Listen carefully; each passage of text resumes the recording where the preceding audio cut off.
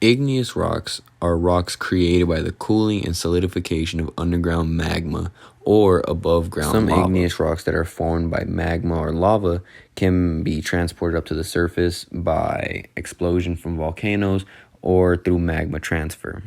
The two main types of formation for igneous rocks are intrusive and extrusive. Intrusive rocks are rocks that are formed within the Earth's crust. Intrusive rocks are known for having both light colors and visible crystallite. Both are caused due to the slow cooling within the Earth's crust. On the other hand, we have extrusive rocks. Extrusive rocks are formed on the Earth's surface, most commonly to be transported through lava or due explosions from volcanoes. Extrusive rocks are also easily identifiable due to their dark colors and little to none visible crystallite. Due to the chemical composition of igneous rocks, there are four main types of this rock, this being felsic, intermediate, mafic, and ultramafic. Mafic rocks have little to no visible crystallite and are known to have deep, dark colors. Examples being basalt and gabbro. On the other hand, felsic rocks are known to have visible crystallite and to have very light and bright colors. I know this is a blurry photo, but this is what I found to be a great example of the formation of igneous rocks and the four main types of igneous rocks and their textures. Sedimentary rocks are formed from the deposition of material or organic particles at the Earth's surface, followed by solidification or cementation of the minerals. Sedimentary rocks are rocks that have accumulated material over time, and some sedimentary rock structures show evidence of materials being collected vertically, which I will show an image of after this. Some sedimentary rocks have actually been formed due to the movement and erosion of the mineral due to either wind, water, oceans, riverbeds. And due to the constant erosion and movement, these are actually given a pattern that is easily visible and makes them very identifiable. Some examples being sandstone and shale, which I will actually show an example of right now.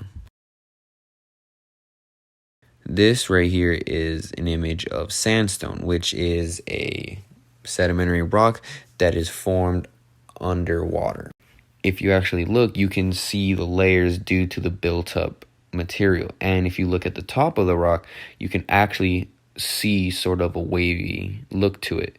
And due to the wavy look and the visible layers, this actually makes it easily identifiable that it is a sedimentary rock. The following image is actually an example of shale, which is also formed within waterbeds, ocean beds, anywhere that has constant movement of wind or water. Now with shale, you can actually see the many different layers, which is very compacted due to the extreme weight of pressure in water. Sedimentary rocks are also most known for carrying fossils and prehistoric life due to the three main types of the sedimentary rock. The following image above just shows examples of the three main types of rocks, which would be clastic, organic, and chemical. Clastic being combined materials from all over, chemical being from a natural source, a sedimentary rock composed primarily of material formed directly by precipitation from solution. And last, we have metamorphic rocks. Metamorphic rocks are formed due to the high pressure of melting materials and mix them together. These rocks are then cooled deep within the Earth's surface, and due to the depth, the rocks are condensed and cooled to an extreme measure. There are two main types of metamorphic rock, and those are foliated and non-foliated. Foliated rocks have a common look that many would consider layers, and they also have a reputation for being flat, wavy, and forming in plates. Non-foliated rocks may show colored bands that reflect minute impurities of the rock, but the dominant minerals show no visible alignment due to the extreme cooling. I chose the image above because I thought that this was a good example of all of the rock cycles combined, including the metamorphic, sedimentary, and the igneous rock cycle. This shows and gives a good example of all three.